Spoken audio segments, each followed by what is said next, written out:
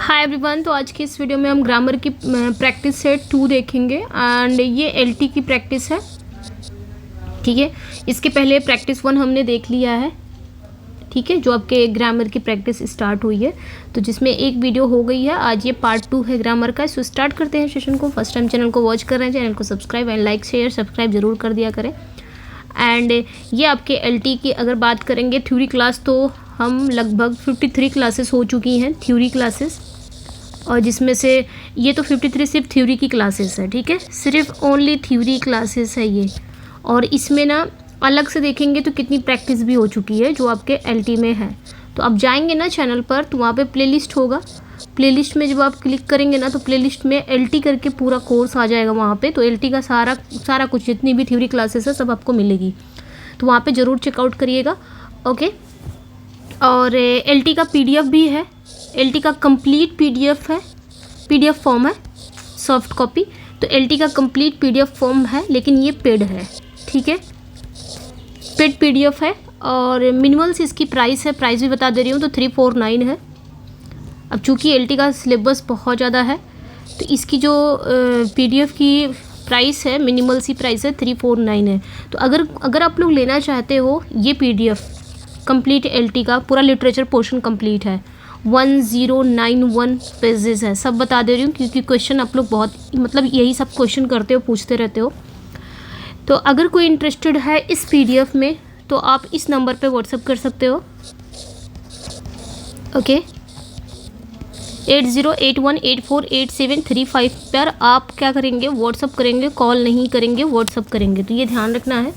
Okay, चलिए फिर start करते हैं ग्रामर की क्लास। फर्स्ट टाइम चैनल को वॉच कर रहे हैं, चैनल को सब्सक्राइब कर लीजिए, वीडियो को लाइक एंड शेयर ज़रूर कर दिया करें। Identify the preposition in the sentence the cat jumped over the fence and landed safely.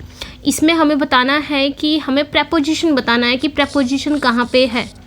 देखिए, आपका प्यार और सपोर्ट बना रहता है ना, तो एलटी की सारी क्लासेस आएंगी। अभी मैं ये पूरा बताई हूँ कि केवीएस की भी क्लासेस हम करने वाले हैं, वो भी आपकी फ्री ऑफ कॉस्ट ही रहेगी। जैसे कि एलटी की क्लासेस हमने किया है, लगभग 53 हो गई है, अभी ये चली रही है। ठीक है, तो केवीएस की भी इसी तरह क्लासेस लेंगे हम, लेकिन ये तभी पॉसिबल होगा जब आप सपोर्ट करेंगे। सपोर्ट मीन्स आप समझ ही रहे हैं, चैनल को सब्सक्राइब करें, लाइक करें, शेयर करें, फीडबैक भी अच्छे दें। फीडबैक है जो भी आपके दिल दिमाग में चलता है हम लोग के लिए, मतलब क्या कहना है, कौन सी वीडियो लेनी है, या मैम इस पर ही वीडियो बना दीजिए, या अपना फीडबैक जो भी आपको समझ में आता है, तो फीडबैक भी दिया करिए। ये है आपका सपोर्ट। ठीक है, तो ये सपोर्ट आप बना के रखिए। ओके, बाकी मेरा जो काम है मैं कर रही हूँ, और मुझे अभी देना आपको केवीएस भी देना है, एनवीएस के भी कराना है। ठीक है, तो अपना प्यार सपोर्ट, चैनल को सब्सक्राइब करिए। ओके, चलिए फिर यहाँ पे प्रेपोजिशन बताना है। The cat jumped over the fence and landed safely. Preposition कहाँ पे है, तो प्रेपोजिशन वही शब्द होता है। देखिए, प्रेपोजिशन जो होता है, प्रेपोजिशन वह वर्ड होता है जो किसी नाउन या प्रोनाउन के रिलेशन, ठीक है, उसका जैसे प्रेपोजिशन क्या होता है, जो किसी नाउन या प्रोनाउन का जो रिलेशन है ना, वो सेंटेंस के दूसरे वर्ड से जोड़ता है। ये प्रेपोजिशन का काम होता है। और अक्सर ये क्या बताता है, डायरेक्शन बताता है। ठीक है, डायरेक्शन या लोकेशन बताता है। ठीक है, तो यहाँ पे जो ओवर है, यहाँ पे जो ओवर है, ये बता रहा है कि बिल्ली जो कैट है वो फेंस के ऊपर से कूदी। कहाँ से कूदी, फेंस के ऊपर से कूदी। इस वर्ड का ये रिलेशन बता रहा ओवर, तो यहाँ पे ओवर ही हो जाएगा। Over is a preposition. Okay, next one पे आएंगे। Which sentence uses the apostrophe correctly to show position. कौन सा सेंटेंस में एपोस्ट्रॉफी अच्छे से यूज़ हुई है, करेक्टली यूज़ हुआ है एपोस्ट्रॉफी का, किस सेंटेंस में, पोजीशन के लिए। मतलब एपोस्ट्रॉफी यहाँ पे यूज़ तो हुआ है, लेकिन पोजीशन के लिए किस सेंटेंस में यूज़ हुआ करेक्टली। ठीक है, ये बताना है। तो यहाँ पे देखिए, जो राइट आंसर हो जाएगा, आप अगर देखेंगे यहाँ पे देखिए, अगर कुछ सही देखो, स्टूडेंट कंप्लीटेड असाइनमेंट्स, ये आपका गलत है, ये भी गलत है, और ये भी गलत है। यहाँ पे यही सही हो जाएगा। स्टूडेंट्स कंप्लीटेड असाइनमेंट्स और ऑन द डेस्क, ये आपका करेक्ट हो जाएगा। यहाँ पे देखिए, सही तो था स्टूडेंट का जो कंप्लीटेड असाइनमेंट्स है, बट यहाँ पे एपोस्ट्रोफी थोड़ी लगे, क्योंकि असाइनमेंट्स ऑलरेडी क्या है, ठीक है, असाइनमेंट्स ऑलरेडी प्लूरल है। तो ध्यान रखना है कि असाइनमेंट्स जो है, यहाँ पे जो असाइनमेंट्स है ये स्टूडेंट के हैं, तो जब नाउन आपका सिंगुलर हो तो पोजीशन दिखाने के लिए हम क्या करते हैं, एस का यूज़ करते हैं, मतलब एपोस्ट्रॉफी एस का यूज़ करते हैं, ठीक है। लेकिन यहाँ पे जो वर्ड है असाइनमेंट्स, ये ऑलरेडी प्लूरल है, लेकिन ये पजेसिव नहीं है, इसलिए हमें इसमें एपोस्ट्रॉफी लगाने की कोई ज़रूरत नहीं है, कोई नीड नहीं है। नेक्स्ट जो क्वेश्चन है, choose the correctly spelled word maintenance. Maintenance की करेक्ट स्पेलिंग क्या हो जाएगी, ठीक है। देखिए यहाँ पे जो राइट आंसर हो जाएगा मेंटेनेंस, मतलब अक्सर लोग इसे ना मेंटेन शब्द से जोड़कर मेंटेनेंस समझ लेते हैं ना, मेंटेनेंस शब्द, ठीक है। मेंटेनेंस शब्द से जोड़कर क्या करते हैं, इसको ना मेंटेनेंस समझ लेते हैं, लेकिन नाउन बनते समय स्पेलिंग बदल जाती है और टेन आता है। जैसे कि इसमें क्या आता है, MAIN मेन, उसके बाद आपका TEN टेन, उसके बाद क्या आता है ANCE मेंटेनेंस, ये आपका करेक्ट हो जाएगा। तो राइट आंसर यहाँ पे क्या हो जाएगा, आपका बी करेक्ट हो जाएगा, ये ध्यान रखना है, यहाँ पे बी मेंटेनेंस, ठीक है। Identify the conjunction in the sentence he is intelligent but lazy, इसमें कंजंक्शन बताना है, वेरी इजी क्वेश्चन, ठीक है। कंजंक्शन बताना है, कंजंक्शन वह शब्द होते हैं जो दो वर्ड्स को या फिर दो सेंटेंस को या फिर दो क्लॉज को जोड़ता है, ठीक है। तो यहाँ पे देखेंगे ही इज़ इंटेलिजेंट, वह इंटेलिजेंट है, बट लेजी, लेजी ये जो बट है ना, ये ध्यान रखना, ये कंजंक्शन है, ठीक है, ये आपने ध्यान रखना, क्योंकि बट यहाँ पे क्या कर रहा है, बट बता रहा है ना, बट जो बताता है ना वो दो ऑपोजिट जो आपकी क्वालिटी है, जैसे कि इंटेलिजेंट और लेज़ी, इसको जोड़ने का काम कर रहा है, तो बट यहाँ पे जो हो जाएगा ना वो आपका कंजंक्शन, ठीक है। नेक्स्ट पे आएंगे, द वर्ड है misfortune is formed using the prefix miss, what does this prefix usually indicate, इसका बताना है कि क्या होगा। ये जो मिसफॉर्चून है ना, is formed using the prefix miss, इसमें जो प्रीफिक्स यूज हुआ है मिस, तो what does this prefix usually indicate, ये जो प्रीफिक्स है ना, ये क्या यूजली क्या इंडिकेट करता है, बिफोर का कि अगेंस्ट का कि बैड और रॉन्ग का कि अगेन का, ये बताना है। ये जो प्रीफिक्स है यहाँ पे मिसफॉर्चून में जो यहाँ पे प्रीफिक्स जुड़ा हुआ है मिस, तो ध्यान रखना ये जो मिस है ना, मिस का यूज़ ना हम नेगेटिव बनाने के लिए करते हैं, और इसका अक्सर हम यूज़ करते हैं रॉन्ग या बैड होता है, तो ये ध्यान रखना। मिस जहाँ पे लगता है, जैसे ये किसी भी रूट वर्ड में अगर आपका मिस लग जाए, ये मिस ना आपका प्रीफिक्स के रूप में लग जाए, तो ये मिस क्या है, नेगेटिव वे में यूज़ होता है, यानी कि इसका मतलब होता है बैड या रॉन्ग, ये ध्यान रखना है। नेक्स्ट क्वेश्चन, द वर्ड है running in running is a good exercise is functioning as, ये जो रनिंग है ना, running is a good exercise, इसमें रनिंग जो है ना, इसकी पार्ट्स ऑफ स्पीच बताना है, ये किस रूप में काम कर रहा है, वर्ब, एडजेक्टिव, जेरेंट या एडवर्ब। देखिए रनिंग, देखिए आगे क्या दिया है यहाँ पे, ध्यान रखना है, यहाँ पे रनिंग का ही पूछा है, आगे जो दिया गया है देखिए रनिंग,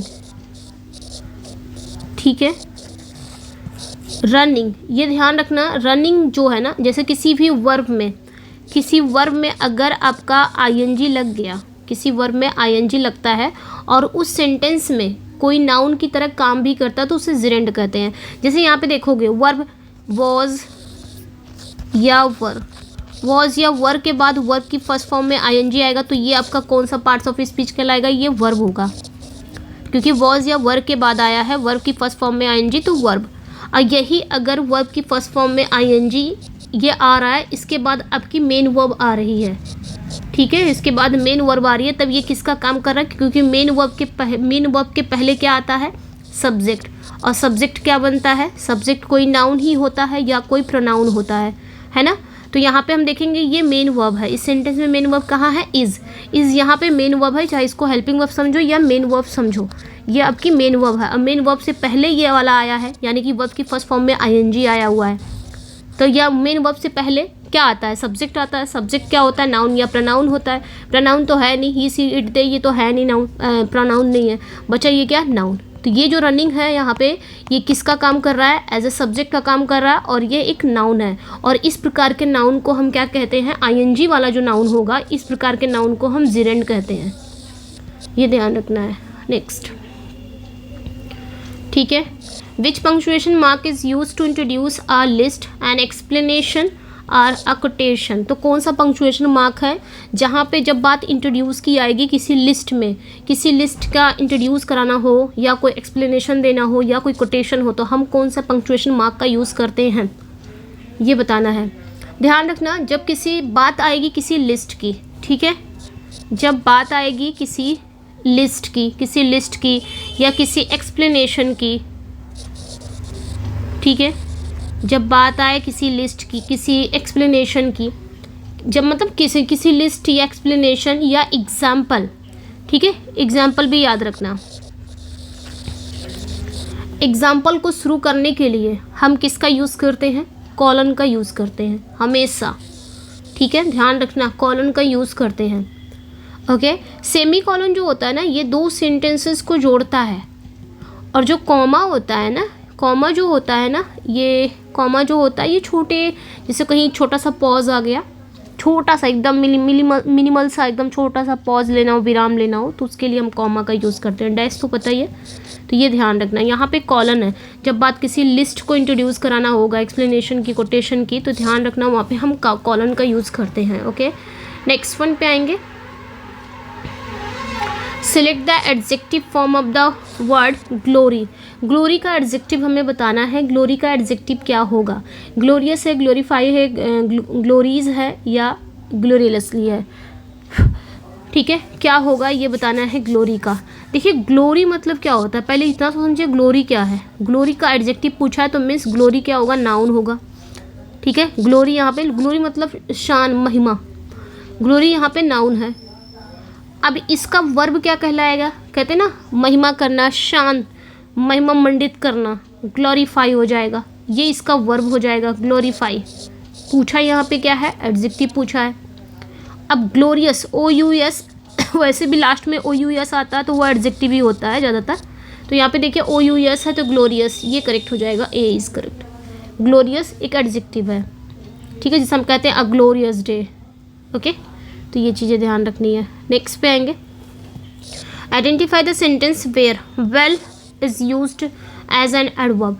इस सेंटेंस में पूरा बताना है कि वेल कहाँ पे एक एडवर्ब के रूप में काम कर रहा है, ठीक है, बताना है हमें यहाँ पे जो वेल है किस सेंटेंस में एक एडवर्ब के रूप में काम कर रहा है, ये हमें बताना है। जैसे मैंने कहा यहाँ पे, ठीक है, she is well now, this is a deep well, sorry अभी जुकाम ठीक नहीं हो रहा ना, आप लोग जितना बोल रहे हो सब कर रही हूँ। She is well now, this is a deep well, ठीक है। उसके बाद आप देखेंगे he speaks English very well. Okay, well I don't know. अब हमें बताना है कि कौन सी जगह ये जो वेल है ना ये एडवर्ब का काम कर रहा है, ये बताना है। पहले में देखेंगे सी इज़ वेल नाउ, वह अब ठीक है। यहाँ पे ठीक किसको बोला गया? किसको बोला गया यहाँ पे कि ठीक है, वह अब ठीक है? इसको बोला गया मतलब ठीक कौन है? शी है, यही तो है। ठीक कौन है? शी है। अब यहाँ पे शी है क्या? प्रोनाउन है भाई सब, ये क्या है? प्रोनाउन है। मैंने कहा प्रोनाउन है ना। तो नाउन या प्रोनाउन को मॉडिफाई कौन करता है, या नाउन या प्रोनाउन की विशेषता कौन बताता है? आपने कहा मैम एडजेक्टिव बताता है। ये तो मिल गया कि वेल क्या है? एडजेक्टिव है। समझ में आया? दूसरा देखेंगे, this is a deep well, this is a deep well. यहाँ पे ये जो वेल है ना ये क्या है? कह रहा है this is a deep well, ये सबसे गहरा कुआं है। अब ये सबसे गहरा अच्छा तो हो नहीं सकता, वेल मतलब कुआं भी होता है। अब कुएं की बात हो रही है तो उसके पहले क्या आया है? डीप। कुएं की विशेषता बता रहा है कि डीप है, कुआं कैसा है? डीप है। तो यहाँ पे जो वेल है ना, ये जो वेल है ना, ये आपका क्या है? ये कुएं की बात कर रहा है। जब यहाँ पे अब देखिए this is a deep well, this आपका प्रोनाउन है, मेन वर्ब है, आर्टिकल है, डीप यहाँ पे एडजेक्टिव का काम कर रहा है, और ये जो वेल है ये नाउन का काम कर रहा है, और ये कुआं वाली बात कर रहा है। खैर ये हमें बताना है इसकी पार्ट्स ऑफ स्पीच क्या है? नाउन है। क्योंकि कैसे पता कि वेल, ये जो वेल है ना ये क्या है? डीप है, यानी कि इसकी विशेषता डीप बता रहा है। डीप क्या है? एडजेक्टिव है, और ये नाउन है। एडजेक्टिव क्या करता है? नाउन या प्रोनाउन की विशेषता। तो यहाँ पे जो वेल है ये नाउन निकला। ओके, नाउन निकला। ही स्पीक्स इंग्लिश वेरी वेल। अब यहाँ पे देखेंगे he speaks English very well. अब ऑप्शन सी में हम देखेंगे कि वो इंग्लिश कैसे बोलता है। मैंने पूछा वो इंग्लिश कैसे बोलता है, आपने कहा अच्छे से बोलता है। कैसे बोलता है? बहुत अच्छे से बोलता है, वेरी वेल, अच्छे से बोलता है। तो यहाँ पे जो वेल है ना, वेल जो है यहाँ पे स्पीक्स यानी कि वर्ब को मॉडिफाई कर रहा है। यानी कि वो कैसे बोलता है, मैंने पूछा वो इंग्लिश कैसे बोलता है, आपने कहा अच्छे से बोलता है। तो यहाँ पे किसको मॉडिफाई कर रहा है? इस वर्ब को। कैसे बोल रहा है? अच्छा बोल रहा है। कैसे बोल रहा है? अच्छा बोल रहा है। तो यहाँ पे ये जो है ना, ये वर्ब को मॉडिफाई कर रहा है। अब वर्ब की विशेषता कौन बताता है? वर्ब की विशेषता कौन बताता है? वर्ब की विशेषता तो एडवर्ब बताता है ना? कौन बताता है? एडवर्ब बताता है। खैर आंसर तो हमारा मिल ही गया। खैर फिर भी चौथा वाला देख लेते हैं। चौथा वाला क्या है? Well I don't no. ये वेल क्या है यहाँ पे? ठीक है, अब वेल आई डोंट नो, अच्छा मैं नहीं जानता, तो ये आपका नाउन का काम करेगा। खैर हमारा जो आंसर था वो आपका सी करेक्ट हो जाएगा। ही स्पीक्स इंग्लिश वेरी वेल। यहाँ पे जो वेल है सी में है, ये वेल क्या है? एडवर्ब का काम कर रहा है। तो इस तरह आप फाइंड आउट कर सकते हैं। ये पोर्शन ना अक्सर करके एग्जाम में पूछा जाता है, तो आप यहाँ पे ऐसे फाइंड आउट कर सकते हैं। Parts of speech which is a compound noun. इसमें बताना है कौन सा आपका कंपाउंड नाउन है। हैप्पीनेस, कंप्यूटर, वाटरफॉल, फ्रीडम, कौन सा कंपाउंड नाउन है ये बताना है। ठीक है, कंपाउंड नाउन कौन सा है? कंपाउंड नाउन क्या होता है? पहले तो ये तो समझे कि कंपाउंड नाउन होता क्या है। सिंपली है, कंपाउंड नाउन वही होता है जो दो या दो से अधिक शब्दों से मिलकर बना होता है, वो आपका कंपाउंड नाउन है। बस इतना ध्यान रखना है। दो या दो से अधिक वर्ड्स को मिलाकर, ठीक है, मिलाकर बनता है। ओके, उसी को कहते हैं कंपाउंड नाउन। जो दो वर्ड होगा या दो से अधिक शब्द को मिलाकर बनता है। देखिए हैप्पीनेस जो है ना, ये तो नहीं होगा। हैप्पी में इसमें नेस जुड़ गया है, यहाँ पे आपका क्या जुड़ गया है? सफिक्स जुड़ गया है, ये नहीं है, ये एब्स्ट्रैक्ट नाउन है। ठीक है, कंप्यूटर भी एब्स्ट्रैक्ट नहीं, एक मिनट, कंप्यूटर एब्स्ट्रैक्ट नाउन नहीं है, कंप्यूटर भी नहीं है। फ्रीडम की बात करेंगे तो ये भी एब्स्ट्रैक्ट नाउन है। यहाँ पे देखेंगे water and fall. Water means पानी, उसके बाद हम लेंगे वाटर प्लस फॉल। फॉल मतलब क्या होता है? फॉल मतलब गिरना, है ना?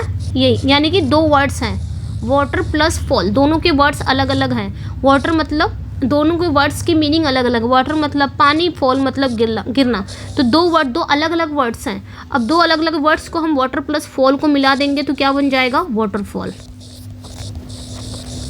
दो वर्ड्स है ना, दो वर्ड्स को मिलाकर हमने क्या बना दिया? ये हो गया कंपाउंड नाउन। बाकी कोई भी वर्ड्स इसमें मिल नहीं रहे थे। ठीक है, दो अलग अलग वर्ड्स नहीं थे, तो यहाँ पे सी करेक्ट हो जाएगा। वाटरफॉल जो आपका है ये कंपाउंड नाउन है। ठीक है, next one, choose the sentence with the correct past perfect tense. Past perfect tense हमें बताना है, तो पास्ट परफेक्ट सिंपल याद रखना है, हैड प्लस V3, बस इतना ध्यान रखना है। हैड प्लस वर्ब की थर्ड फॉर्म, पास्ट परफेक्ट। ठीक है, ये आपने ध्यान रखना है पास्ट परफेक्ट टेंस का। ठीक है, और इसका यूज़ तब होता है जब हम पास्ट में कोई काम किसी दूसरे काम से पहले पूरा कर चुकते हैं। जैसे इसमें आपका क्या आएगा? बिफोर आ जाएगा। जैसे वो काम करने से पहले, वो नाश्ता करने से पहले स्कूल चला गया था। ठीक है, स्टेशन पहुंचने से पहले ट्रेन जा चुकी थी। ये सब क्या है? पास्ट परफेक्ट है। इसमें बिफोर या आफ्टर करके आएगा। ठीक है, ऐसे भी आ सकता है। तो ये हैड बीन सिंगिंग ये नहीं होगा, सिंग्स ये भी नहीं होगा। हैड संग, अच्छा हैड संग a beautiful song before the has संग, ये भी नहीं होगा। मिल गया हमारा आंसर। मैंने कहा था हैड प्लस V3 आएगा, इतना ध्यान रखना है। यहीं पे आंसर मिल गया, हैड प्लस V3। ये आपका पास्ट परफेक्ट है। देखिए इसमें बिफोर भी आ गया है। उस टाइप के सेंटेंस को हम कौन सा टेंस कहते हैं? आपके पास्ट परफेक्ट। ठीक है, change the voice, children were making a noise. इसमें क्या करना है? Children were making a noise, past मतलब पैसिव वॉइस करना है। देखिए वर मेकिंग है यानी कि पास्ट कॉन्टिन्यूअस है, तो पास्ट कॉन्टिन्यूअस का पैसिव वॉइस क्या होगा? पास्ट कॉन्टिन्यूअस का passive voice helping verb has been and have been होगा प्लस V3। ठीक है, इतना ध्यान रखना है। ओके, पास्ट कॉन्टिन्यूअस सॉरी इसमें मैंने, एक मिनट, हाँ माय बैड, क्योंकि वर्ब मेकिंग है, पास्ट कॉन्टिन्यूअस है, तो ये एक्टिव वॉइस की हेल्पिंग वर्ब हो गई। ठीक है, इसका पैसिव वॉइस जानते हो क्या होगा? बीइंग वाला होगा। मैंने वो वाला बता दिया, पास्ट परफेक्ट कॉन्टिन्यूअस वाला। तो इसका जो पैसिव वॉइस हेल्पिंग वर्ब होगा ना, वॉज बीइंग या वर बीइंग हो जाएगा। ठीक है बच्चे, बीइंग ये वाला होगा, ये आपका ये पैसिव वॉइस की हेल्पिंग वर्ब है, ये ध्यान रखना है।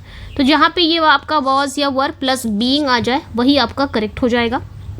अब ये वॉज या वर तो अकॉर्डिंग टू सब्जेक्ट होता है सिंगुलर एंड प्लूरल, बाकी बीइंग तो आना ही आना है। जब भी आपका ये आ जाए पास्ट कॉन्टिन्यूअस, तो पास्ट कॉन्टिन्यूअस का पैसिव वॉइस क्या हो जाएगा?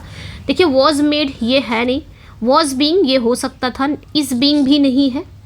ठीक है, ओके अच्छा इज बीइंग भी हो सकता, नहीं इज बीइंग नहीं है। हैड बीन, अब यहाँ पे देखेंगे हैड बीन भी नहीं है। इसमें जो करेक्ट है ना वो आपका कौन सा करेक्ट हो जाएगा? राइट आंसर यहाँ पे आपका करेक्ट हो जाएगा a noise was being made by the children, ये करेक्ट हो जाएगा।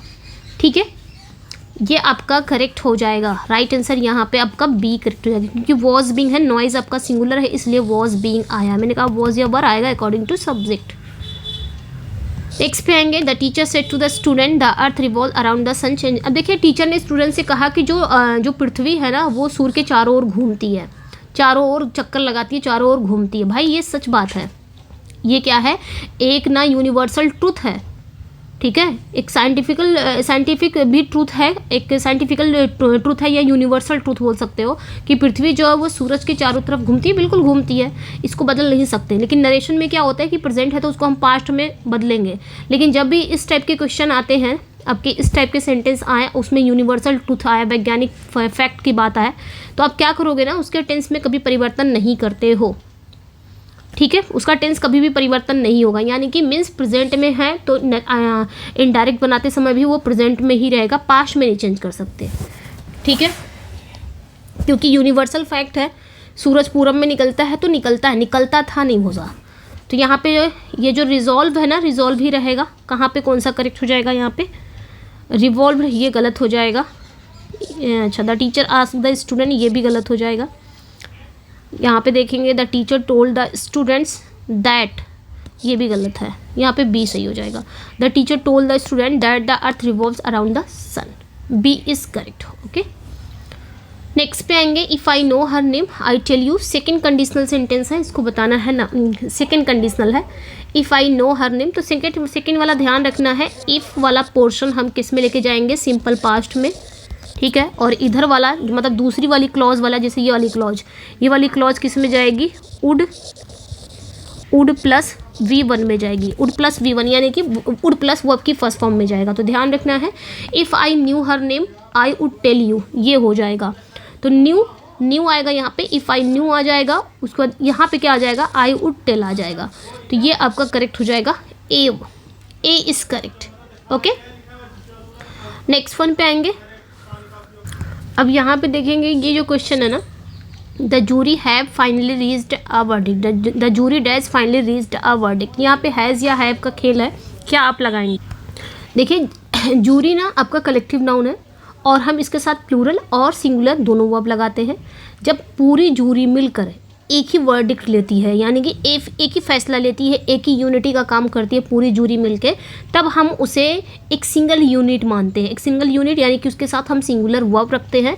इसलिए यहाँ पे भी the jury finally reached a verdict, यहाँ पे कहीं पे भी कॉन्ट्राडिक्ट नहीं है, पूरी जूरी मिलकर एक ही फैसला ले रही है, इसलिए इसके साथ भी हम क्या लगाएंगे? हैज़ लगाएंगे, सिंगुलर वर्ब आएगा। और जब बात प्लूरल कब आएगी?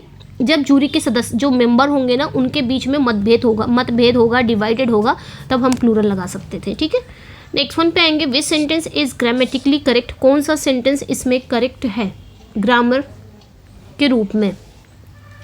तो नीदर नॉर है ना, नीदर नॉर, तो नीदर नॉर इधर और हमेशा नियरेस्ट सब्जेक्ट के अनुसार वर्ब रखी जाती है, सबसे क्लोजेस्ट जो सब्जेक्ट होगा उसी के अकॉर्डिंग वर्ब आएगी।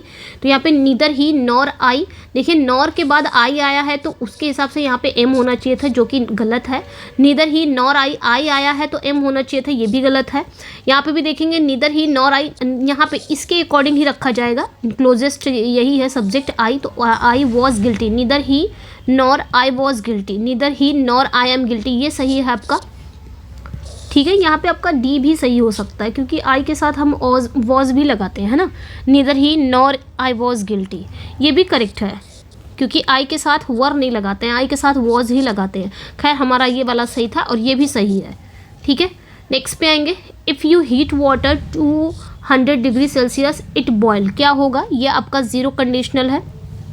ठीक है, ये जो आपका क्वेश्चन है ना, ये ज़ीरो कंडीशनल क्वेश्चन से आया। मैंने पढ़ाया ना कंडीशनल सेंटेंस का पूरा, मैंने पढ़ाया कंडीशनल सेंटेंस का, जीरो वाला भी पढ़ाया है, और आपके एलटी में वो भी है, यानी कि जहाँ पे आप एलटी की प्लेलिस्ट देखोगे ना वहाँ पे ये भी मिलेगा। तो if you heat water 200 degree Celsius it boil, तो यहाँ पे बताना है कि क्या होगा। मैंने कहा था ना कि कुछ ऐसे साइंटिफिक फैक्ट हैं, यूनिवर्सल ट्रूथ है, साइंटिफिक फैक्ट है। जब हम किसी ऐसे फैक्ट की बात करते हैं जो हमेशा सच होती है, उसे हम यूनिवर्सल ट्रूथ कहते हैं, और उसे हम ज़ीरो कंडीशनल, तब हम क्या करेंगे, उसे हम ज़ीरो कंडीशनल में यूज़ करेंगे। ठीक है, इसमें हम क्या करेंगे, दोनों ही टेंस, यानी कि इफ़ वाला भी आपका प्रेजेंट में रहेगा, और जो दूसरा वाला जो क्लॉज होगा वो भी आपका किस में जाएगा, वो भी प्रेजेंट में ही रहेगा, यानी कि दोनों सिंपल प्रेजेंट में रहेंगे। जैसे मैंने कहा, इफ़ यू हीट वाटर, अगर आप पानी को बॉयल करोगे, नहीं, अगर आप पानी को गर्म करोगे 100 डिग्री सेल्सियस पर, तो इट बॉयल्स, ये उबलेगा। यही तो हुआ, ये सच बात है। तो जब सच है तो यूनिवर्सल ट्रूथ है, तो यूनिवर्सल ट्रूथ है तो हम उसको तब हम उसमें क्या करेंगे, जीरो कंडीशनल यूज़ करेंगे। ठीक है, जीरो कंडीशनल मतलब यानी कि इफ़ वाला जो पोर्शन रहेगा उसको भी हम सिंपल प्रेजेंट में रखेंगे, और जो दूसरा वाला जो क्लॉज होगा उसको भी हम सिंपल प्रेजेंट में रखेंगे, दोनों ही प्रेजेंट में होगा। आपने वो पढ़ा था ना कंडीशनल सेंटेंस का टाइप 1, उसमें क्या करते हैं हम, इफ़ वाला पोर्शन सिंपल प्रेजेंट में रखते हैं और दूसरा वाला विल या शैल में रखते हैं, यही वाला रखते हो ना, ये वाला नहीं। इसके पहले हमें जीरो, जब इस टाइप का फैक्ट आए, साइंटिफिक फैक्ट आए या यूनिवर्सल ट्रूथ आए, तब हम क्या करेंगे, दोनों क्लॉज को हम सिंपल प्रेजेंट में रखेंगे, इफ़ वाला पोर्शन भी और इधर वाला भी। जैसे इफ़ यू हॉट वाटर, ये सच बात है तो उसको बदल नहीं सकते आप, फ्यूचर में नहीं कर सकते, उसको भी प्रेजेंट में करोगे। अगर आप 100 डिग्री सेल्सियस पर पानी गर्म करते हो तो ये उबलेगा ऑब्वियसली, तो यहाँ पे क्या हो जाएगा, बॉयल्स हो जाएगा, ये भी प्रेजेंट में जाएगा, ये भी प्रेजेंट में जाएगा। तो इट के साथ हम क्या लगाते हैं, वर्ब में SIS लगाते हैं, ये करेक्ट हो जाएगा। द सेंटेंस है I am loving this weather should be correctly written as, इसको बताना है I am loving this weather should be correctly written as, sentence को करेक्ट करना है।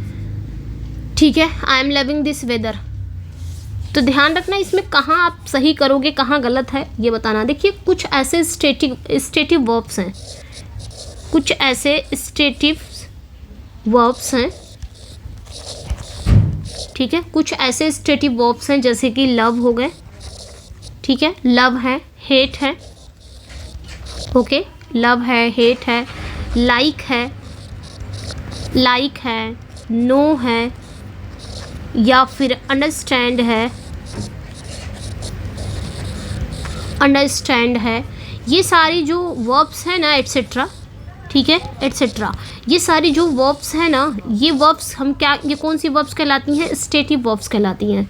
ठीक है, यानी कि इमोशन या स्टेट को दिखाते हैं ये सारे वर्ब्स क्या करते हैं, इमोशन या स्टेट को दिखाते हैं, ना कि किसी के मतलब किसी फिजिकल एक्शन को नहीं दिखाते। ये क्या करते हैं, किसी इंसान के इमोशन या उसके स्टेट को दिखाते हैं, इसलिए इसे हम स्टेटिव वर्ब्स कहते हैं।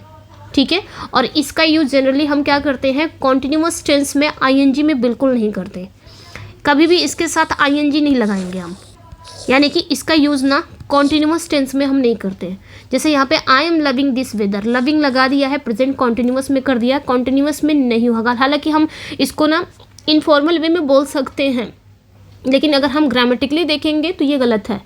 यहाँ पे तब क्या हो जाएगा आपका, इसको हम सिंपल प्रेजेंट में ही रख लेंगे, I love this water, sorry I love this weather, ये करेक्ट हो जाएगा। इसको रखेंगे किस में, सिंपल प्रेजेंट में हम रख सकते हैं। ठीक है, ये ध्यान रखना है। लव हो गया, हेट हो गया, लाइक हो गया, नो हो गया, अंडरस्टैंड हो गया।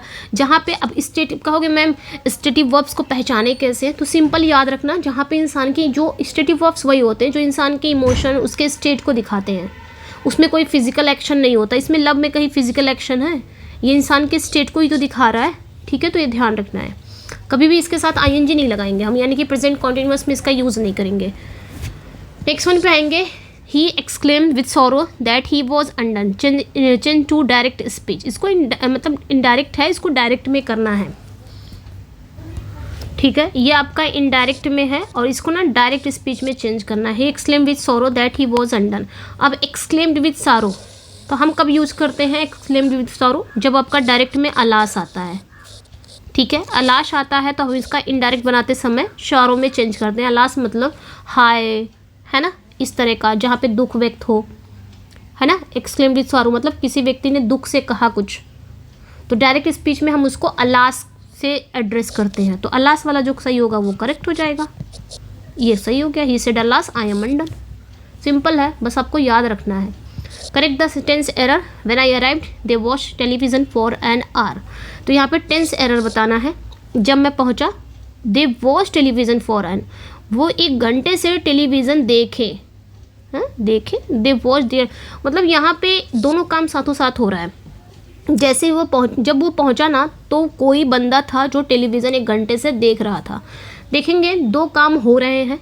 पहला काम मेरा आना, व्हेन आई अराइव्ड, मेरा आना, ये आपका सिंपल पास्ट में है, ठीक है, ये आपका सिंपल पास्ट में है। दूसरा काम क्या हो रहा था, they watch television for an, TV देखना, कब से देखना, फॉर एन आवर, 1 घंटे से देखना, है ना। यहाँ पे टाइम बता रहा है, ध्यान देना, फॉर एन आवर, 1 घंटे से देखना, मतलब यहाँ पे क्या कर रहा है, टीवी देखने का काम मेरे आने से पहले चल रहा था, यानी कि जब मैं आया तो वो 1 घंटे से टीवी देख रहा था।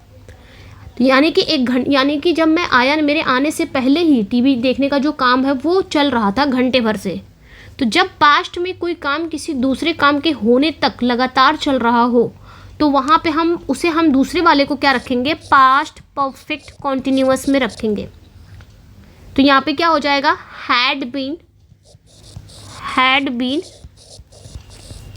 प्लस वर्ब की फर्स्ट फॉर्म में ING, ये करेक्ट हो जाएगा। तो यहाँ पे आपका सी करेक्ट हो जाएगा, they had been watching. Okay, next पे आएंगे। द फ्रेजल वर्ब है कॉल ऑफ। कॉल ऑफ मतलब क्या होता है, ये बहुत ही कॉमन फ्रेजल वर्ब है, जिसका मतलब होता है कैंसिल कर देना, रद्द कर देना, टू कैंसिल। इजी था ये भी। What does the idiom burn the midnight oil mean. तो बर्न द मिडनाइट ऑयल, इसी से पता चल रहा है कि कुछ अच्छा खासा होगा। बर्न द मिडनाइट ऑयल, ठीक है, यानी कि जो तेल है वो आधी रात तक जलाते रहो। भाई ऐसा क्यों जलाओगे, ज़रूर कोई काम ही कर रहे होंगे तभी तो जलाएंगे तेल, अदरवाइज़ तेल इतना, मतलब कोई इस तरह तेल थोड़ी ना जलाएगा ऐसे ही फिजूल में। देर रात तक कोई जाग रहा होगा, कोई कड़ी मेहनत कर रहा होगा, कोई पढ़ाई कर रहा होगा, तभी तो वो मिडनाइट ऑयल यानी कि आधी रात तक वो तेल जला रहा है ना। तो to work or study late into the night, ये ध्यान रखना है। नेक्स्ट वन पे आएंगे, find the synonym of obstinate. Obstinate मतलब जिद्दी या हठी होता है, इसका सिनोनिम बताना है। फ्लेक्सिबल होगा नहीं, ओबीडियंट आज्ञा के आदि होता है, कोऑपरेटिव नहीं होगा, एडामेंट हो जाएगा। एडामेंट मतलब भी यही होता है, अपनी बात पर अड़े रहना, जिद्दी। फ्लेक्सिबल तो हो जाएगा लचीला टाइप का बेचारा। नेक्स्ट पे आएंगे, find the antonym of careful. तो एंटोनिम का केयरफुल क्या होगा, केयरफुल सावधान सतर्क, तो केयरफुल कॉशियस केयरफुल ही है, अटेंटिव केयरफुल ही है, थॉटफुल केयरफुल ही है, रेकलेस हो जाएगा इसका एंटोनिम।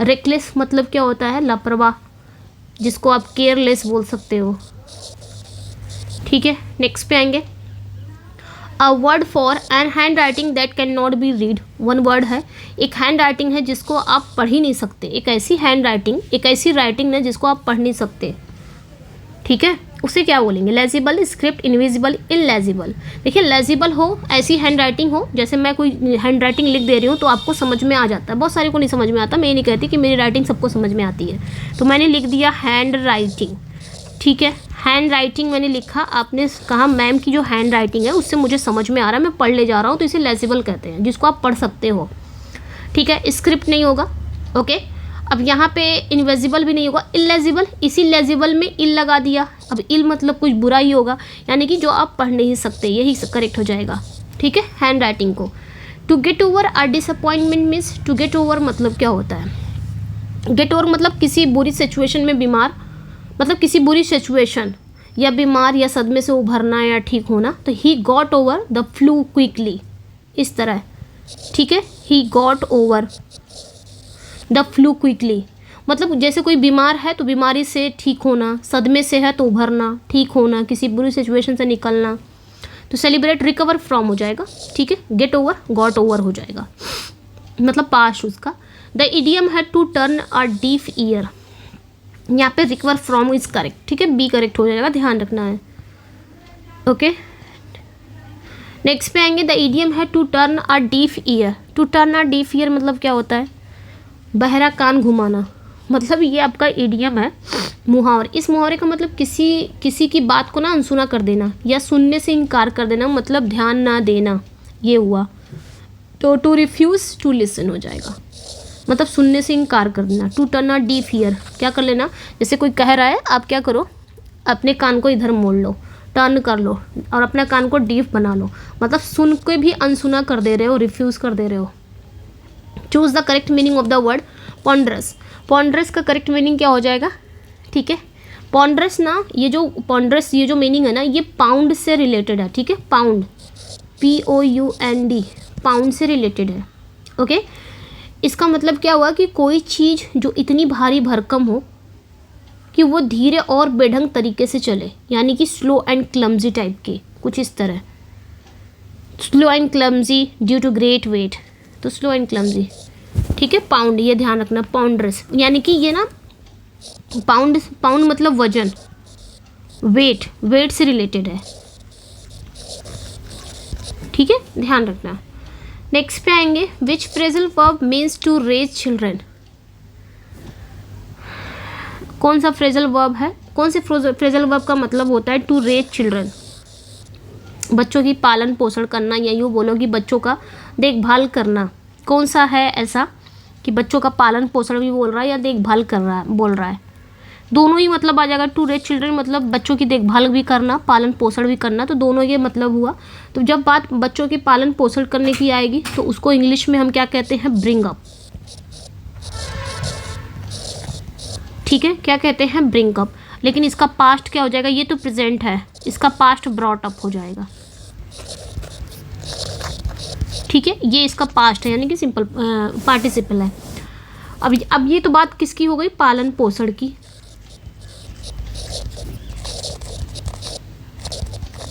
ठीक है, किसकी हो गई, पालन पोषण की। लेकिन जब बात देखभाल करने की हो, देखभाल करने की, तो लुक आफ्टर। लुक आफ्टर मतलब भी होता है देखभाल करना, तो ज़रूरी नहीं सिर्फ बच्चों की देखभाल करना, भाई माँ बाप की भी देखभाल करना, जो बीमार है उसकी भी देखभाल करना, ठीक है। लेकिन यहाँ पर रेज, बच्चों को पालना है ना, रेजिंग करना, बड़ा करना, बच्चों को रेज करना, यही तो हुआ कि बच्चों को बड़ा करना, तो ये वाला ज़्यादा सही होगा, ब्रिंग अप। यहाँ पे आपका सही करेक्ट हो जाएगा C, क्योंकि रेज करने की बात कर रहा है ना, बच्चों को रेज करना यानी कि बच्चों को बड़ा करना, भाई पालन पोषण ही आ जाएगा उसमें, तो यहाँ पे आपका bring up is correct, okay. Next, to be out of the woods. Out of the woods मतलब क्या होता है, देखिए वुड्स मतलब क्या होता है, उड मतलब तो लकड़ी होता है, लेकिन इसी में अगर वो लग गया, S लग गया, तो ये क्या हो गया, वुड्स।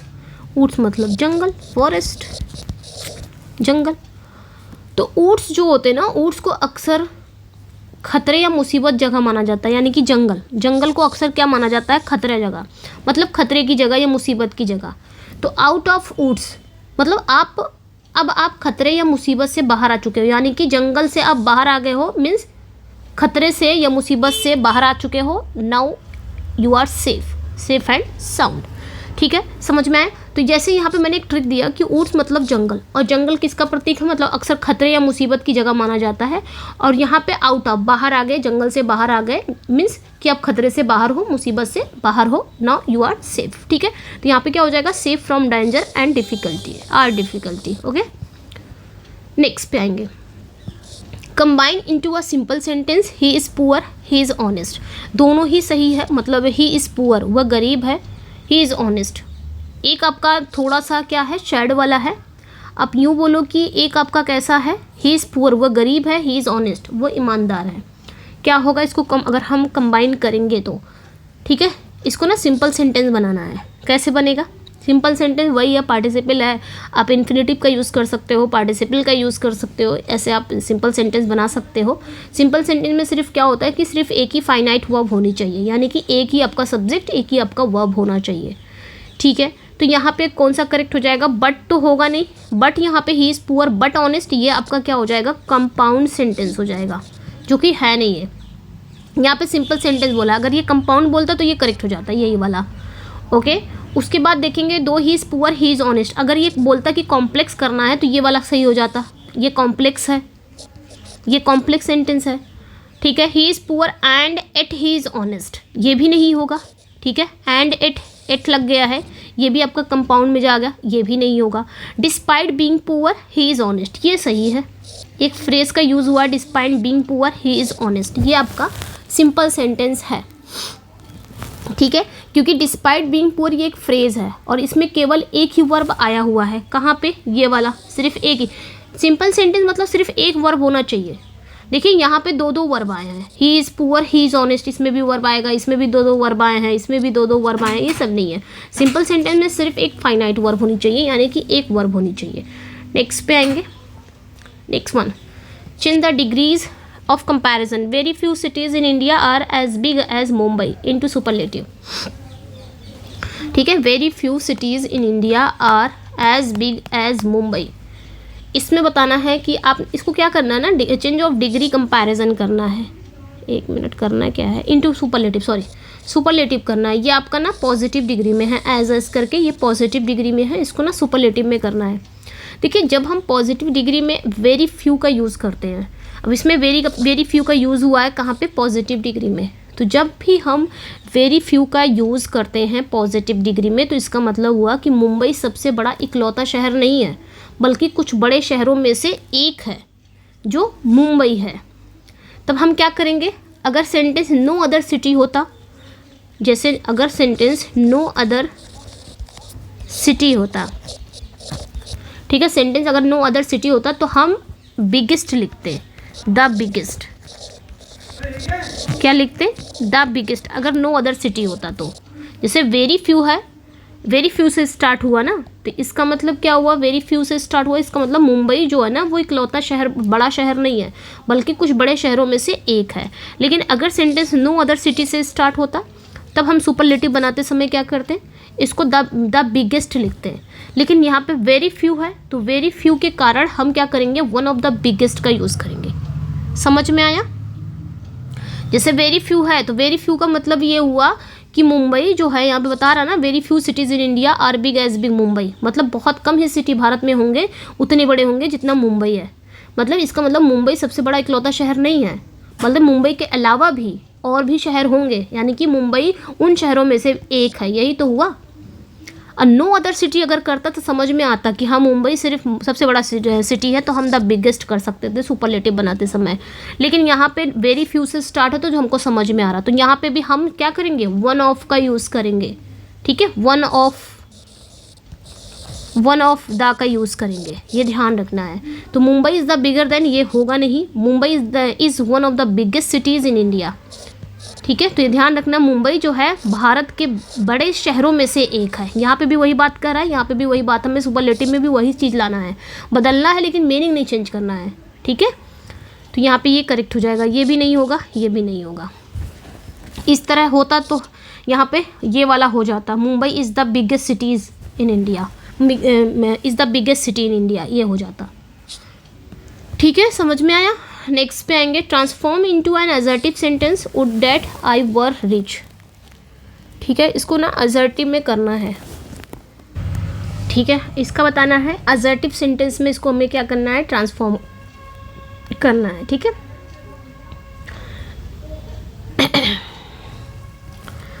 देखिए कभी भी आपका सेंटेंस अगर ओ से स्टार्ट हो, ठीक है, ओ से भी स्टार्ट हो सकता है, वुड दैट से भी स्टार्ट हो सकता है, जैसे कि यहाँ पे स्टार्ट है, वुड दैट से भी स्टार्ट है। तो यहाँ पे ध्यान रखना, सेंटेंस वुड दैट से स्टार्ट है, तो जब वुड दैट से स्टार्ट है तो इसका मतलब वुड दैट का जो यूज़ है ना एक्सक्लेमेटरी सेंटेंस में, क्या करता है, ये स्ट्रॉन्ग विश बताता है, ठीक है, स्ट्रॉन्ग विश को बताता है। अगर ये वुड दैट से स्टार्ट कर रहा है सेंटेंस, मीन्स ये क्या कर रहा है, एक्सक्लेमेटरी में स्ट्रॉन्ग विश को बता रहा है, यानी कि स्ट्रॉन्ग विश जताने के लिए होता है। अब इसे हम क्या करेंगे, असर्टिव में अगर बदलेंगे तो वुड दैट की जगह हम क्या रखेंगे, आई विश रखेंगे, ठीक है, ध्यान रखना है। अरे ओ हो गया, वुड दैट हो गया, द ओनली करके हो गया, इन सबसे सेंटेंस अगर स्टार्ट होता है वो एक्सक्लेमेटरी सेंटेंस है। अगर बोला जाएगा कि असर्टिव में बदलो, तो आप क्या करोगे ना, उसको ना आप आई विश में चेंज कर दोगे, तो आई विश वाला जो हो जाएगा वो करेक्ट हो जाएगा, बाकी सब यहाँ पे गलत है। देखिए ओ वाला भी आता ना, तो ये भी आई विश में चेंज हो जाता, ध्यान रखना है। Change the voice, we were shown the way by the guide, इसको वॉइस में चेंज करना है, पैसिव वॉइस में नहीं। वी वर शोन द, ये पैसिव वॉइस है ऑलरेडी, इसको ना एक्टिव वॉइस में चेंज करना है, एक्टिव वॉइस में। तो यहाँ पे कौन सा करेक्ट हो जाएगा अगर हम एक्टिव की बात करेंगे, ठीक है। द गाइड, देखिए वर शोन है मीन्स सिंपल पास्ट, वर्ब की सेकेंड फॉर्म होनी चाहिए बस, सब्जेक्ट वर्ब की सेकेंड फॉर्म। देखिए सब्जेक्ट वर्ब की सेकेंड फॉर्म ये हो सकता है करेक्ट, यहाँ पे हेल्पिंग वर्ब आ गया, यहाँ पे ये भी नहीं करेक्ट होगा, मिल गया। Transform into a complex sentence, you must work hard to pass the examination. इसको क्या करना है, कॉम्प्लेक्स सेंटेंस में चेंज करना है, you must work hard to pass the examination. देखिए कॉम्प्लेक्स सेंटेंस में क्या होता है, एक आपका मेन क्लॉज होता है, एक आपका मेन क्लॉज होता है और एक या एक से अधिक आपके सबऑर्डिनेट क्लॉज होते हैं, बस इतना ध्यान रखना है। देखिए work hard or you will not pass the examination, or लग गया ये तो होगा नहीं, है ना, जो आपका और लग जाएगा वो तो होगा नहीं, ठीक है। तब क्या होगा, यू मस्ट, यहाँ पे कॉम्प्लेक्स बोला है। देखिए फैन बॉयज को छोड़ के, कोरिलेटिव कंजंक्शन को छोड़ के बाकी जितने भी कंजंक्शन है वो आपके कॉम्प्लेक्स में होंगे। बस इतना ध्यान रखना कि कॉम्प्लेक्स सेंटेंस में एक मेन क्लॉज सिर्फ होती है, मेन क्लॉज मतलब एक ही प्रिंसिपल क्लॉज होती है, बाकी एक या एक से अधिक सबऑर्डिनेट क्लॉज होती है। तो you must work hard so that you may pass the examination, you must hard का एंड लग गया, ये होगा नहीं। वर्किंग इज नेसेसरी, ये भी नहीं होगा, यहाँ पे बी इज करेक्ट। देखिए यहाँ पे सो दैट लग गया है, यही करेक्ट हो जाएगा। अब यहाँ पे देखो you must work hard, so that you में, ये जो यू मस्ट वर्क हार्ड है ये आपकी मेन क्लॉज है, और सो दैट यू में पास द एग्जामिनेशन ये आपकी सबऑर्डिनेट क्लॉज है। नेक्स्ट पे आएंगे ट्रांसलेशन।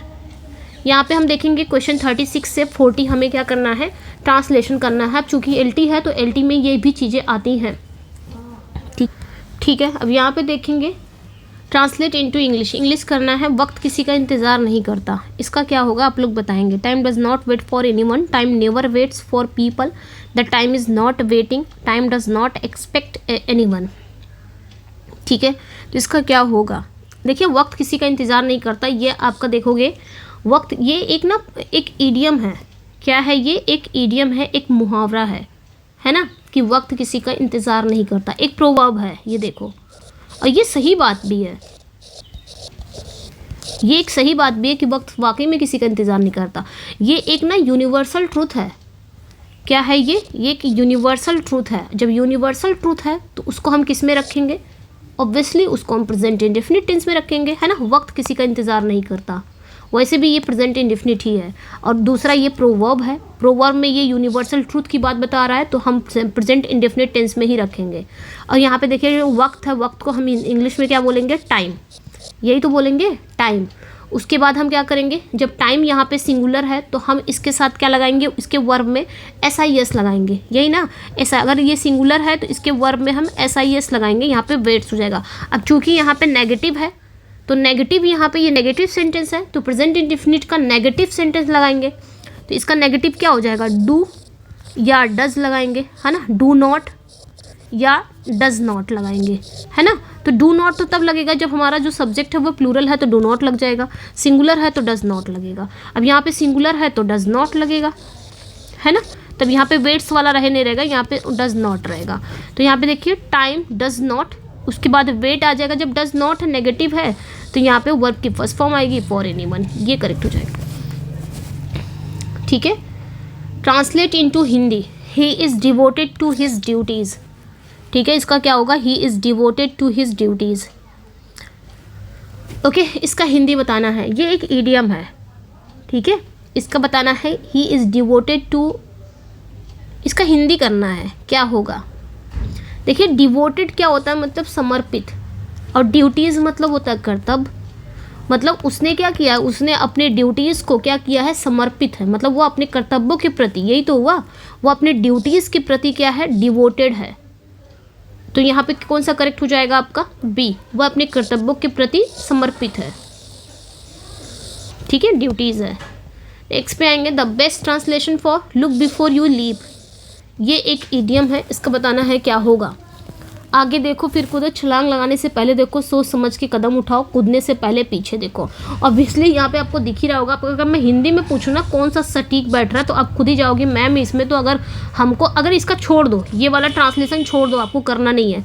अगर मैं ये 4 ऑप्शन ले आऊँ और पूछूँ इसमें से कौन सा सही है, सही मायने में कौन सा आपको सही लग रहा है, तब भी आप चले जाओगे तुरंत सी पे, आगे देखो, फिर कूदो, कुछ लॉजिक समझ में आया नहीं, छलांग लगाने से पहले देखो नहीं समझ में आया, कूदने से पहले पीछे देखो, सोच समझ के कदम उठाओ, ये समझ में आ रहा, आप ऐसे ही तुरंत जवाब दे दोगे। तो लुक बिफोर यू लीव, ठीक है, तो ध्यान रखना है, कूदने से पहले देखो, यही तो हुआ लुक बिफोर यू लीव। लेकिन यहाँ पे जो ईडियम है ना, इस ईडियम का जो ट्रांसलेशन है उसके मीनिंग के अनुसार किया जाता है ना। इसका सही जो मीनिंग है कि कोई काम करने से पहले उसके रिजल्ट के बारे में सोच लेना चाहिए। कोई काम आप उठा रहे, कोई कदम ना, उसके उठाने से पहले 10 बार सोचो, बोलते हैं ना लोग। नेक्स्ट पे आएंगे, वह आज स्कूल नहीं गया क्योंकि वह बीमार है। वह आज स्कूल नहीं गया क्योंकि वह बीमार है, क्या होगा? तो वह आज स्कूल नहीं गया, ये आपका सिंपल पास्ट है। इसको कैसे ट्रांसलेशन करोगे? सिंपल पास्ट का एक स्ट्रक्चर याद रखना हमेशा, वह स्कूल नहीं गया, तो इसका जो स्ट्रक्चर होगा ना, सब्जेक्ट होगा, फिर हेल्पिंग वर्ब, ठीक है, हेल्पिंग वर्ब, उसके बाद आपका नॉट, उसके बाद आपका वर्ब की फर्स्ट फॉर्म, उसके बाद आपका ऑब्जेक्ट, उसके बाद ये वाला बाद में देखेंगे। तो यहाँ पे इसी के अकॉर्डिंग अगर हम बनाएं तो सबसे पहले सब्जेक्ट कौन सा है? ये आपका ही है, ही बना दिया। उसके बाद स्कूल नहीं गए, ये सिंपल पास्ट में है, तो सिंपल पास्ट का क्या हो जाएगा? सिंपल पास्ट में यही होता है कि अगर पॉजिटिव सेंटेंस है, आपका पॉजिटिव सेंटेंस है तो वर्ब की सेकेंड फॉर्म आएगी, यानी कि V2 आएगा। नेगेटिव सेंटेंस है तो डिड नॉट आएगा, यही तो हुआ, डिड नॉट आएगा। तो हेल्पिंग वर्ब यहाँ पे क्या हो गया? अब नेगेटिव है तो यहाँ पे डिड लग जाएगा, डिड आ गया, फिर उसके बाद नॉट उतर जाएगा, उसके बाद वर्ब की फर्स्ट फॉर्म, वर्ब की फर्स्ट फॉर्म क्या है कि नहीं गया, तो गया, यहाँ पे वर्ब की फर्स्ट फॉर्म तो क्या लगेगा? गो लग जाएगा। गो टू, कहाँ नहीं गया? स्कूल नहीं गया, गो टू स्कूल, ऑब्जेक्ट ले आए। उसके अब यहाँ पे क्योंकि आ गया है, तो यहाँ पे हम क्या करेंगे? अच्छा आज है तो यहाँ पे टुडे आ जाएगा। फिर क्योंकि है तो यहाँ पे आप क्या लगाएंगे? क्योंकि वह बीमार है तो बिकॉज लग जाएंगे। वह बीमार है तो ही इज इल, ठीक है, ये करेक्ट हो जाएगा। तो he did not go to school because he is will,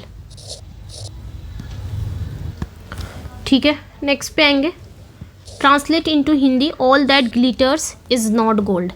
अब ये तो बहुत ईजी है, वेरी ईजी है। हर चमकने वाली चीज़ सोना नहीं होती, ऑब्वियसली हर चमकने वाली चीज़ सोना नहीं होती, ये करेक्ट हो जाएगा। चमकने वाली चीज़ सोना नहीं होती, हर चमकने वाली चीज़ सोना नहीं होती। एक मिनट,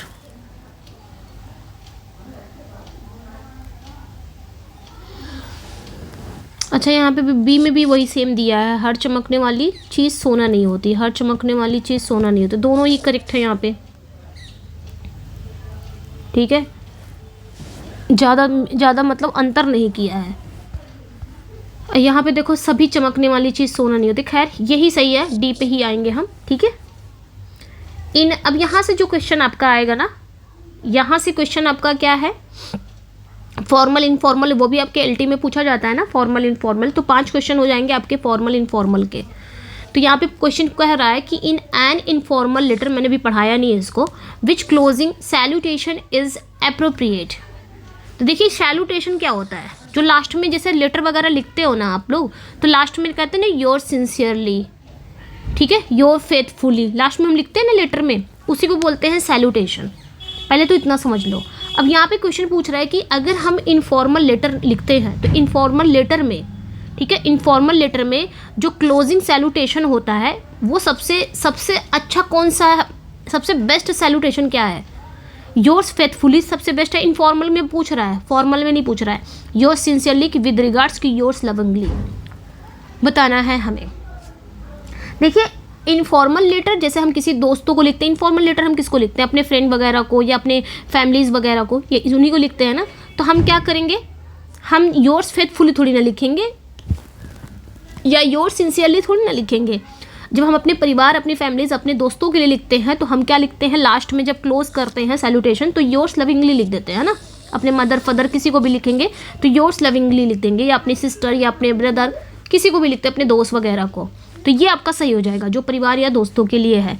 बाकी योर्स फेथफुली, योर्स सिंसियरली ये हम फॉर्मल लेटर में यूज़ करते हैं, इनफॉर्मल में नहीं।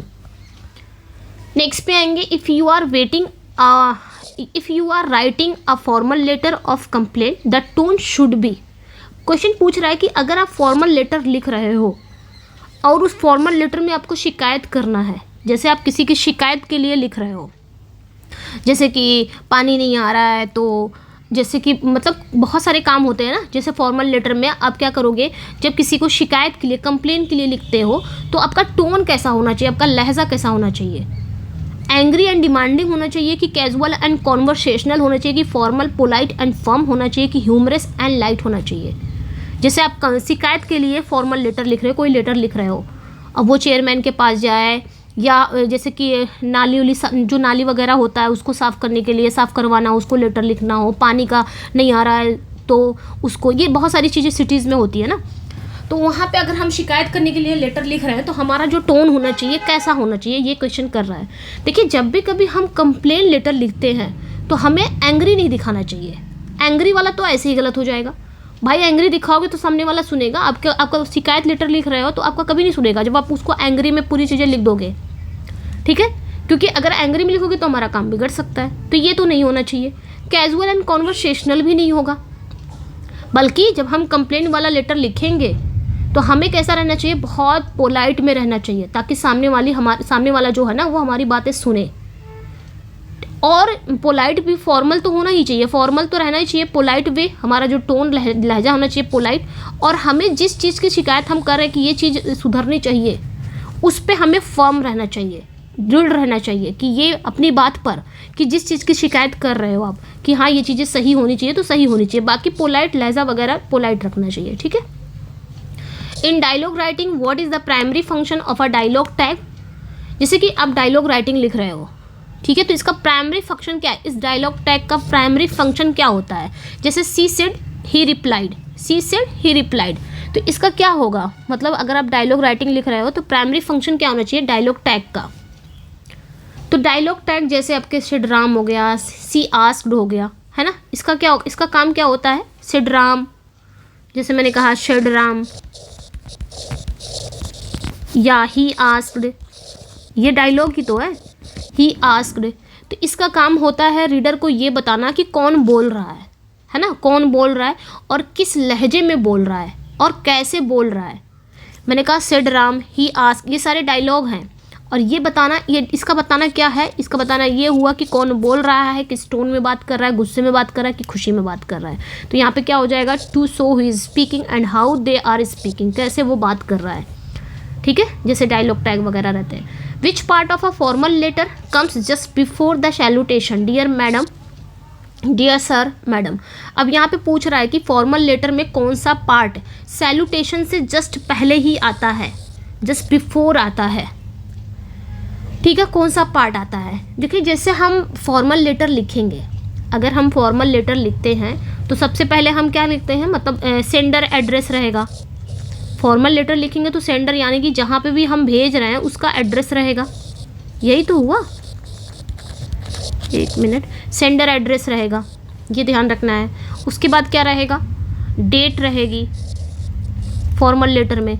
उसके बाद क्या रहेगा, उसके बाद रिसीवर एड्रेस रहेगा, जिसको भी आप भेज रहे हो, ठीक है, रिसीवर एड्रेस रहेगा।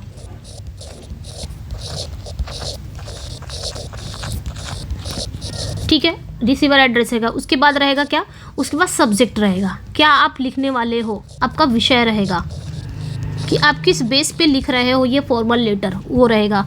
देन उसके बाद क्या रहेगा, देन उसके बाद सैल्यूटेशन रहेगा, ठीक है,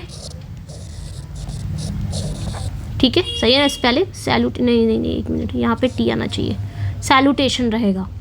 सैल्यूटेशन मतलब डियर, डियर मैडम या डियर सर, ये रहेगा। तो यहाँ पे वही क्वेश्चन कह रहा है कि सैल्यूटेशन से पहले कौन सा, फॉर्मल लेटर में सैल्यूटेशन से पहले कौन सा पार्ट आता है, तो ये वाला आता है, सैल्यूटेशन ये रहा, और इसके पहले कौन सा पार्ट आया है, ये सब्जेक्ट, सब्जेक्ट वाला पार्ट आता है। तो यहाँ पे सही कौन सा हो जाएगा आपका, सब्जेक्ट लाइन, ठीक है, इस तरह याद रख सकते हो। नेक्स्ट पे आएंगे, कंप्लीट द डायलॉग, इस डायलॉग को कंप्लीट करना है। कस्टमर कह रहा है कि I bought this shirt yesterday and the sleeve is torn. जो कस्टमर है वो कह रहा है कि मैंने ये शर्ट कल खरीदी और इसकी जो स्लीव है वो फटी हुई है। जैसे मैंने कोई कपड़ा ख़रीद लिया, शर्ट खरीदी मैंने किसी शॉप से, तो मैं अगले दिन आई कह रही हूँ कि मैंने भी कल ही खरीद के ये शर्ट लेके गई हूँ और ये फटा हुआ है। तो शॉपकीपर का कैसा डायलॉग होना चाहिए उसके साथ, अपने कस्टमर के साथ कैसा बिहेव होना चाहिए? Why did you buy it, क्या मैं बोलूँ, क्या वो शॉपकीपर मुझसे बोलेगा कि why did you buy it then, या फिर मैं बोलूँ, या फिर शॉपकीपर मुझसे बोलेगा I am sorry to hear that, do you have the receipt, फिर या बोलेगा दैट्स इम्पॉसिबल, या बोलेगा you should have checked it, क्या बोलेगा ये पूछना है, बताना है। देखिए बात अगर हम करेंगे जैसे कि अगर एक शॉपकीपर है, शॉपकीपर को ना अपने कस्टमर से कैसे बात करनी चाहिए, हमेशा एटिकेट से बात करनी चाहिए, शिष्टाचार से बात करनी चाहिए, एटिकेट दिखाना चाहिए, ठीक है। एटिकेट से किसको, शॉपकीपर को हमेशा अपने कस्टमर से एटिकेट से बात करना चाहिए, शिष्टाचार से। देखिए ए में हम देख रहे हैं why did you buy it then, थोड़ा सा रूखा रूड लहजा है, टोन कैसा है, रूड। ए में भी है, सी में भी है, दैट्स इम्पॉसिबल, इसमें भी रूड टोन है। डी में भी you should have checked it, इसमें भी डी मतलब क्या कर रहा है, you should have checked it, इसमें भी आपका क्या है, थोड़ा सा रूड लहजा है और थोड़ा आरोप लगाने वाला लहजा है। लेकिन बी में कह रहा है I am sorry to hear that, मुझे ये सुनकर बड़ा दुख हुआ, do you have the receipt, आप अपना रसीद दिखाइए, सहानुभूति दिखा रहा है ना, तो ये करेक्ट हो जाएगा। ओके, तो ये था आपका 45 क्वेश्चन। कैसा लगा? यहाँ पे मैंने पूरा ही करा दिया है, लगभग एलटी के बेस पे है पूरा, और फॉर्मल इनफॉर्मल पे इसी तरह क्वेश्चन करते रहेंगे ना तो बहुत हेल्प मिलेगी, इसी तरह प्रैक्टिस करते रहेंगे। कैसा लगा अपना फीडबैक ज़रूर दीजिएगा। मिलते हैं नेक्स्ट वीडियो में। Thank you for watching, bye bye. And जिसको भी PDF चाहिए ना इस नंबर पे व्हाट्सअप कर सकता है, मतलब पेड PDF की बात कर रही हूँ। और जिसको ये वाला PDF चाहिए, ग्रामर का PDF चाहिए ना जिसको, वो मेरे टेलीग्राम पे जुड़ जाइएगा। टेलीग्राम पे कैसे जुड़ोगे, लिंक डिस्क्रिप्शन में है, वहाँ पे आप टेलीग्राम एंड व्हाट्सअप दोनों का लिंक है, डिस्क्रिप्शन में मिल जाएगा, वहाँ पे आप जाके जुड़ सकते हो, ठीक है। ये आप चीज़ें ध्यान रखना है। डिस्क्रिप्शन में कैसे जाओगे मैंने कितनी बार बताया है, वीडियो है, और वीडियो पे आप जाते हो तो वहाँ पे मोर लिखा रहता है, वहाँ से आप जा सकते हो। ओके, चलिए फिर मिलते हैं नेक्स्ट वीडियो में। Thank you for watching, bye bye. Okay, bye bye. अपना प्यार सपोर्ट बना के रखिएगा, बाय बाय।